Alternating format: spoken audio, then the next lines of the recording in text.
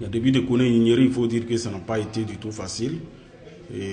C'était comme une formation. Le début de Kone Ninyeri, c'était comme une formation militaire. Une formation qui est plus qu'une formation militaire parce que dans mon domaine, il faut tout apprendre, il faut maîtriser beaucoup de choses dans la vie.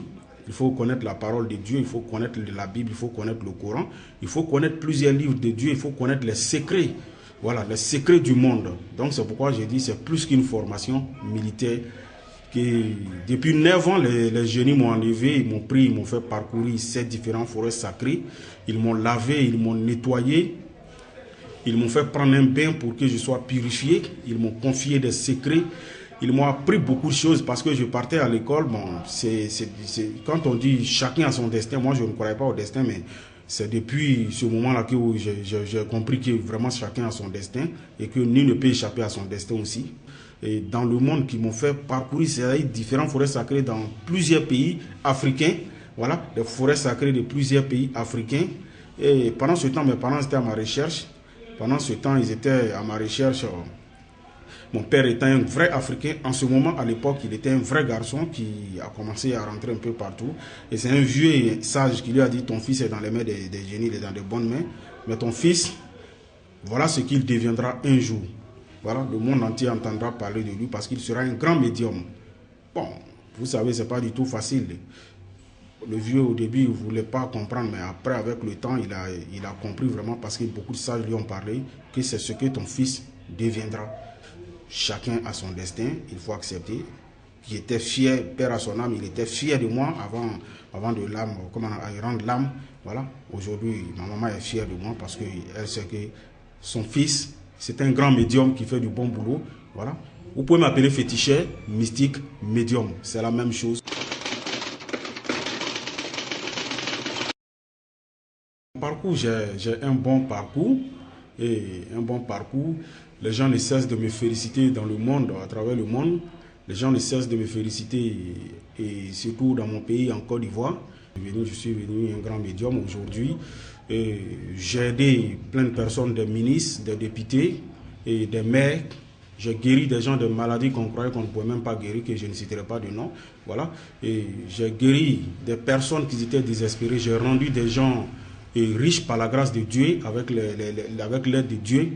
J'ai rendu des gens riches, des gens qui n'arrivaient même pas à manger une fois par jour, par la prière et puis avec les plantes et les secrets, les noms de Dieu que j'ai pris pour travailler pour ces personnes-là, ils arrivent à manger au moins 2 fois par jour. Donc, je dis que Dieu merci. Et des gens qui étaient désespérés, aujourd'hui, grâce au mystique Kone Ninyeri, il y a des gens qui sont millionnaires aujourd'hui. Je ne suis pas pauvre moi-même. Voilà, c'est pourquoi je peux aider les gens. Voilà, donc la charité bien ordonnée commence par soi-même, comme on le dit. Et grâce au mystique Kone Ninyeri, il y a des gens qui sont riches aujourd'hui. Il y a des gens, grâce à moi, il y a des gens aujourd'hui. Je ne tape pas la poitrine, mais je suis fier de ce que je fais pour les gens. Voilà. Grâce à moi, il y a des gens qui sont ministres, il y a des gens qui sont maires, il y a des gens qui sont députés. Et c'est grâce à mon boulot que je suis en contact avec des personnalités de mon pays, des personnalités du monde, c'est-à-dire partout dans le monde. Voilà, j'ai vraiment des contacts, de bonnes relations avec des gens de grands types. Voilà, des gens aisés et qui fait qu'aujourd'hui, vraiment, je suis fier moi-même. Voilà. Kone Ninyeri, bonjour. Oui, bonjour. Alors aujourd'hui, on te retrouve avec beaucoup de plaisir. Tu étais en tournée, on te retrouve et là, on voudrait savoir un peu le bilan de tes tournées. Tu étais où et pourquoi tu étais donc en tournée? Merci beaucoup. Comme vous le constatez, je suis beaucoup fatigué. J'étais en tournée dans le cadre de mon travail. Et vous savez, c'est pas facile pour celui qui est à la disposition de tout le monde. C'est pas du tout facile. Voilà, donc quand on a besoin de moi quelque part, je suis obligé de partir. D'abord, j'étais en Inde. Je suis revenu et reparti encore au Burkina Faso. Du Burkina, je suis allé au Mali. Voilà, du Mali, je suis revenu encore en Côte d'Ivoire. Je suis là. D'accord. Alors, quand on fait tous ces voyages pour travailler, qu'est-ce qu'on retient à partir donc des relations avec les autres? Est-ce que les gens vous accueillent avec beaucoup de ferveur? Est-ce que c'est un peu difficile? Oui, vous savez, quand Dieu, c'est pourquoi moi je mets toujours Dieu au devant du tout. À chaque fois, je dis à tous ceux qui rentrent en contact avec moi de croire d'abord en Dieu avant de croire en moi. Parce que moi, c'est Dieu qui m'inspire. C'est tout ce que je fais. C'est quand Dieu dit oui que ça marche. Voilà. Et quand on a un cœur propre aussi, quand on est honnête, voilà, on a toujours Dieu aussi à notre côté. Et donc, partout où je vais, je suis bien accueilli. Il n'y a pas de problème à ce niveau-là. Les gens m'accueillent bien. Voilà, je suis accueilli. Grâce à mon travail, j'ai connu beaucoup de pays. Donc, il n'y a pas de problème, il n'y a pas de problème. D'accord. Alors, des témoignages nous reviennent que, justement, le travail que tu fais à distance porte. Des gens nous disent du bien de tout ce que vous faites à distance. Alors, nous, on se pose la question. C'est vrai qu'au départ, vous avez dit que vous travaillez à distance et tout. On n'a pas forcément vu l'ampleur de la chose. Mais aujourd'hui, on se demande comment on arrive à travailler à distance. Comment est-ce que ça se passe? En fait, tout ça, c'est dans la sorcellerie. Vous savez, c'est les génies. Moi, j'ai 7 génies à ma disposition. Voilà. Quand X m'appelle pour son travail, qui ne peut pas se déplacer, qui est peut-être en Belgique, qui est en Allemagne, qui est aux États-Unis, qui est en France, voilà. Et donc, moi, je prends son nom, sa date de naissance, c'est tout et tout. Et puis, je confie maintenant aux esprits, aux génies. Et en retour, ce qu'ils demandent avant de travailler, avant de faire le travail de X, ils demandent si c'est 2 moutons, c'est 3 moutons, c'est 1 bœuf. Voilà, quand X leur donne les 3 bœufs ou les moutons, maintenant, c'est les génies. Vous savez, les génies peuvent parcourir. Je dis bien, ils peuvent parcourir des millions de kilomètres en 1 heure.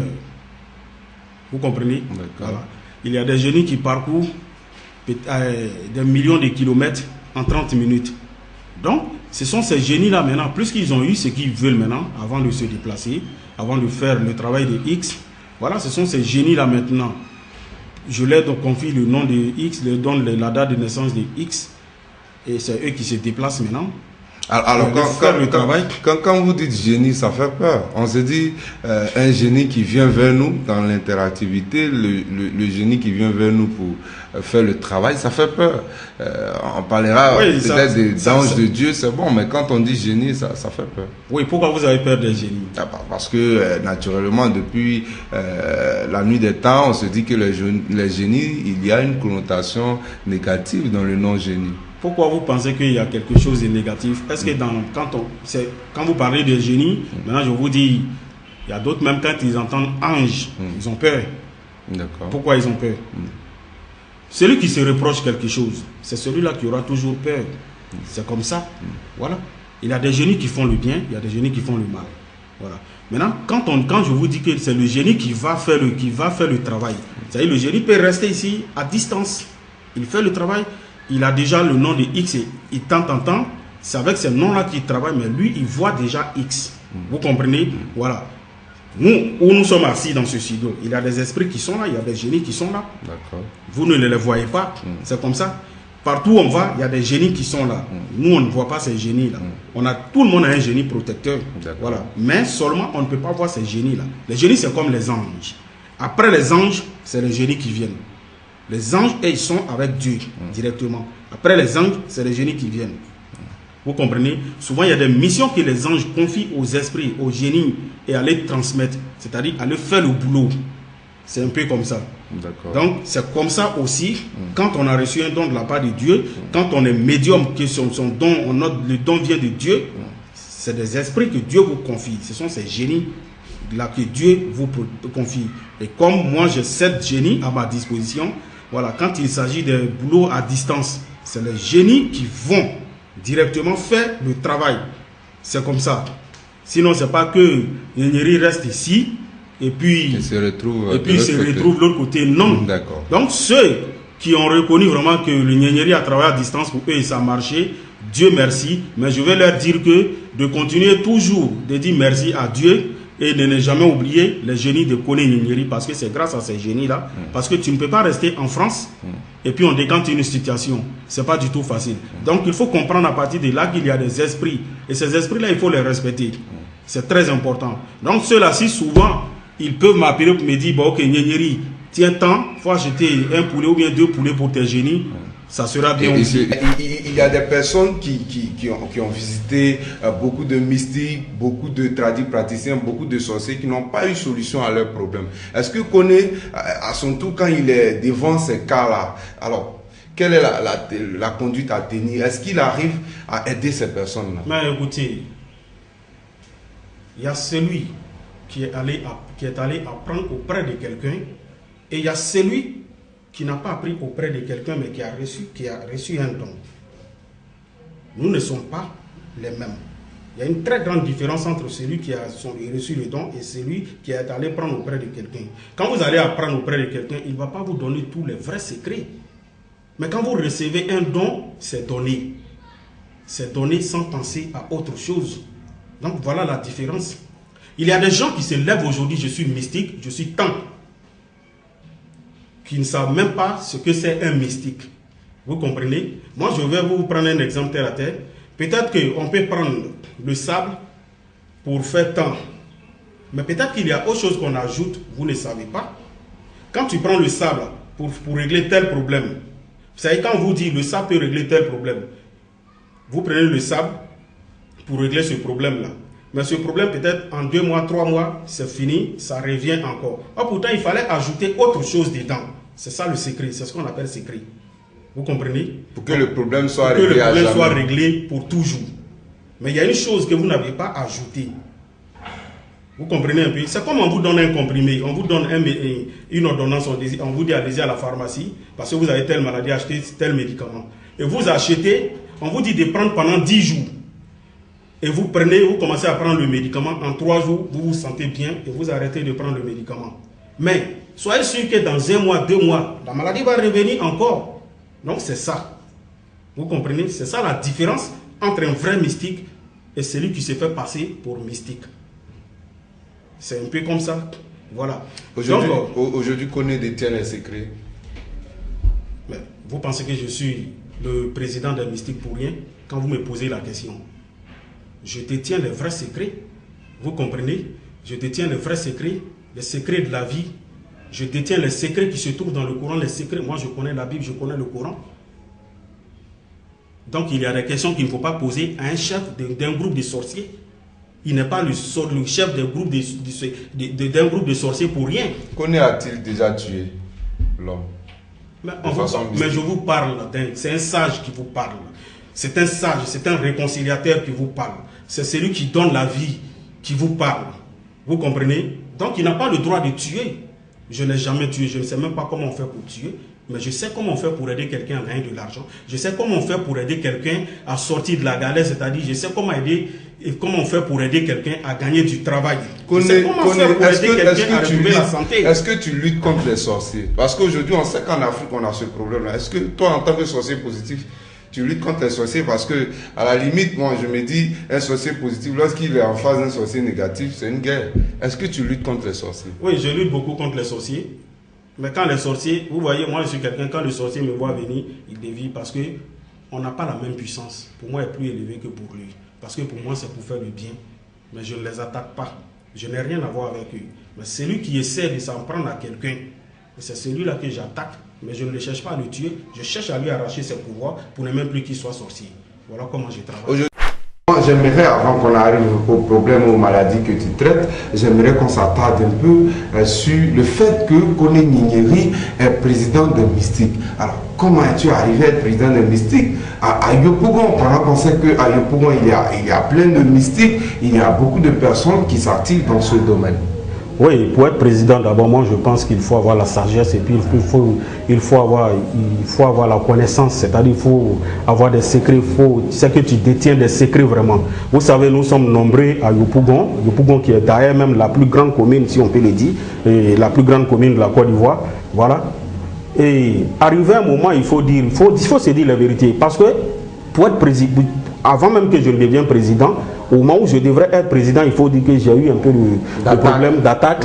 Voilà, parce qu'il y a certains qui pensaient que c'était pour mettre du voilà. Ils ont voulu te tenter. Vous savez, il y a eu tellement de malhonnêtes, des gens qui ont escroqué des gens. Ça, il faut le dire, on n'a rien à se cacher. Il faut dire la vérité. Qui ne veulent pas entendre cette vérité-là, mais qui se sentent mordus, qu'ils se mouchent.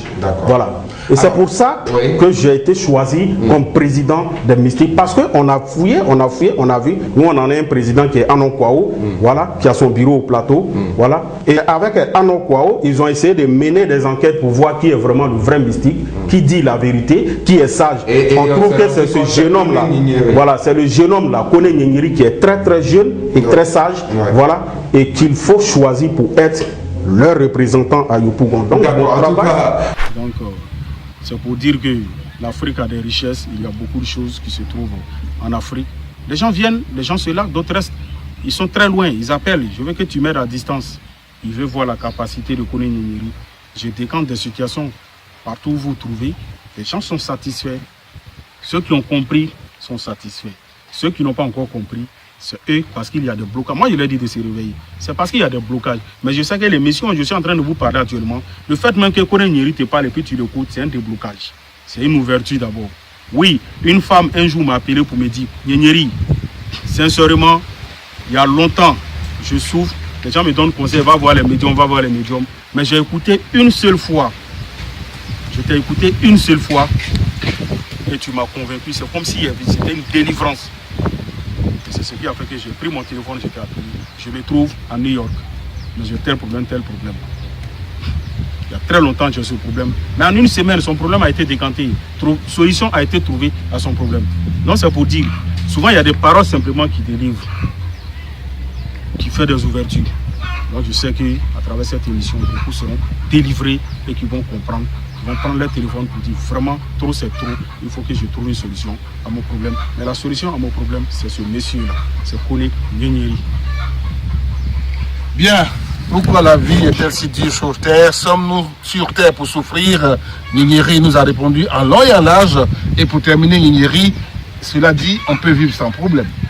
Oui, on peut vivre sans problème. On peut vivre sans problème, c'est vrai, le problème, il y a problème et puis il y a problème. On va toujours réfléchir. On aura toujours besoin de quelque chose. Mais dans la vie, il faut se suffire, c'est très important. Sinon, après avoir fini d'obtenir 10 millions, on aura toujours besoin de 10 millions, encore bien 5 millions. C'est comme ça. Mais l'argent, ça se cherche. Mais je dis, pour avoir l'argent, ce n'est pas simple. Celui qui s'assoit, il attend que l'argent quitte au ciel pour venir. Il n'a qu'à s'asseoir. Moi, je dis une fois aux gens, si la prière donnait l'argent, nos hommes de Dieu n'allaient pas nous demander de cotiser dans les églises. Ça veut dire beaucoup de choses. Ceux qui ont des oreilles là, pour entendre, c'est eux qui peuvent comprendre le fond de ça. Là. Vous comprenez? Vous partez à l'église, vous priez, vous êtes fidèle. Depuis combien d'années vous marchez à tapette, vous partez? Le pasteur a 5 voitures. Pourtant, quand il commençait à prier, à vous faire prier, il n'avait même pas un vélo. Et en 6 mois, il a déjà eu 7 voitures. Vous pensez que l'argent là, c'est quitté au ciel bien par la prière? Non, c'est les quêtes que vous faites. Mais ce n'est pas simple. Pour que vous cotisez bien, le pasteur s'est bien préparé. C'est pour dire aux gens de se réveiller. C'est très important. Avec un bain de purification, purifiez-vous. Parce que quand l'étoile ne brille pas, rien ne peut marcher autour de vous. Quand il y a des blocages, rien ne peut marcher autour de vous. Les blocages même font que vous avez toujours problème dans votre foyer. Vous avez toujours problème au travail. Tu gagnes un travail 2 jours, 3 jours, ça se gâte. Toi, tu es assis, tu penses que c'est simple. Ce n'est pas simple. Et tu es là, tu dis c'est la volonté de Dieu. Quelle volonté de Dieu? Toi-même, ton rôle, c'est quoi? Pour que Dieu t'aide. Tu as tout problème avec ta femme dans ton foyer. Tu as tout problème avec ton mari. Tu es assis là, tu ne cherches pas de solution. Que ça va aller, ça va aller. Depuis 20 ans, tu es là, ça va aller. Et ça ne va pas. Tu vieillis pour aller. Tu vas mourir un jour. C'est quand la mort viendra que ça ira? Non. Réveillons-nous. Cherchons à comprendre beaucoup de choses. Faites-vous consulter. Appelez, on vous consulte simplement. Et puis on vous dit ce que vous avez comme problème. Tel sacrifice à faire, tel sacrifice à faire. Et vous faites les sacrifices. C'est un travail qu'il y a à faire. On fait et vous allez voir que tout va marcher au cours de vous, normalement, sans problème. Vous n'avez pas besoin de signer des pactes pour avoir le problème. Je vous dis ça à chaque fois. On n'a pas besoin de signer des pactes. La richesse sans pacte, il y en a plein. Dieu n'a pas créé toutes ces plantes-là pour rien. Les animaux que vous voyez, ce n'est pas pour rien. Donc réveillons-nous. Attachons-nous sur Dieu. Partons-nous et Dieu viendra en notre secours. Je le dis à chaque fois, Dieu il est caméraman. Tu animes bien, il tourne sa caméra vers toi. Il faut être fort. Vers toi en tant qu'Africain. Même les Blancs, ils viennent nous voir. Ils viennent me voir. Ils restent là-bas, ils m'appellent. J'ai tel problème, Nyengiri. Ils parlent des Français souvent que moi, mais je ne comprends pas, mais je fais un effort pour comprendre. Mais j'arrive à les aider. Blanc, c'est pas toi noir, tu vas t'asseoir pour dire non. C'est la volonté de Dieu, c'est la volonté de Dieu. Dieu n'est pas bête. Il a déjà mis tout dans la Bible et le Coran. C'est à nous maintenant de développer ça. De savoir comment utiliser pour avoir ce que l'on veut. Réveillons-nous. Eh bien, le pasteur, pour que vous puissiez bien cotiser, c'est bien préparé chez les gens comme Nyingeri, voyez-vous. Il a dit aussi, si la prière seule suffisait, et moi j'ajoute, on allait mettre des micros partout dans la ville et il allait pleuvoir des milliards, n'est-ce pas? Merci de nous avoir suivis, restez toujours connectés. Sixième sens, eh bien, les contacts affichent au bas de l'écran depuis le début de cette émission. Merci de nous avoir suivis. Sixième sens, l'essence